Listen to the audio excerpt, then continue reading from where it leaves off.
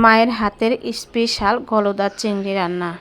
আজকে আমিও কিছু রান্না করেছি, মাও কিছু রান্না করেছে, তো সেটা নিয়ে থাকছে আজকের আমার এই ভিডিওটি। আর মায়ের হাতের রান্নার পৃথিবীতে কোনো রান্নারই কিন্তু তুলনা হয় না, সেটা যত দামি হোক না কেন। তো আমার মার রান্না বরাবরই সবাই পছন্দ করে। তো এটা আমি ইলিশ মাছ দিয়ে লাউ রান্না করেছিলাম, তো এটাও কিন্তু খেতে বেশ ভালো হয়েছিল। তো মা এখন গলদা চিংড়িটা রান্না করবে। তো আপনাদের ভাইয়া আবার আমার মায়ের হাতের রান্না অনেক বেশি পছন্দ করে। তো বলছিল যে আমি রান্না করতে চাইছিলাম, পরে বলতেছে যে আম্মাকে দিয়ে রান্না করো, তাহলে বেশি ভালো হবে। তো পরে মাকে বললাম যে আচ্ছা ঠিক আছে, তুমি রান্না করো। তো মা রান্না করছিল আর আমি ভিডিও করছিলাম। তো কথা বলতে বলতে কিন্তু মায়ের মধ্যে কাঁচামরিচ, পেঁয়াজ, রসুন সব কিছু দিয়ে দিয়েছে। তো দিয়ে একটুখানি ভেজে নেওয়ার পরে এখানে দিয়ে দিল হচ্ছে একটুখানি আদা বাটা দিয়েছে, একটুখানি রসুন বাটাও দিয়েছে। তো এখন বাকি যে মশলাগুলো আছে সেগুলো দিয়ে দিবে।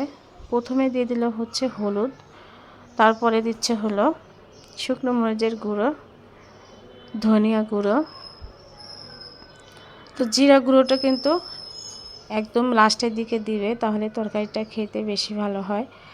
তো অল্প একটু পানি দিয়ে প্রথমে মশলাটা একটুখানি কষিয়ে নেবে। আর দিয়ে দিল হচ্ছে লবণ।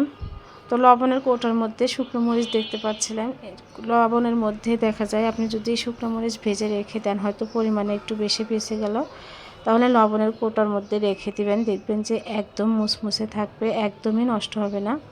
তো আমি কিন্তু এর জন্যই রেখে দেই। তো চিংড়িটাও কিন্তু এর মধ্যে দিয়ে দিয়েছে। এখন চিংড়িটা মা ভালো করে কষিয়ে নেবে। আর এটা ছিল আসলে মূলত রাতের খাবার, রাতেই রান্না করছিল, যার কারণে লাইটের আলোটা একটু হয়তো কম হয়েছে। তো কথা বলতে বলতেই কিন্তু মা এর মধ্যে ঝোলটা দিয়ে দিল। আর চিংড়ি মাছের খুব বেশি কিন্তু ঝোল দিতে হয় না, আর খুবই অল্প সময়ে রান্না হয়ে যায়।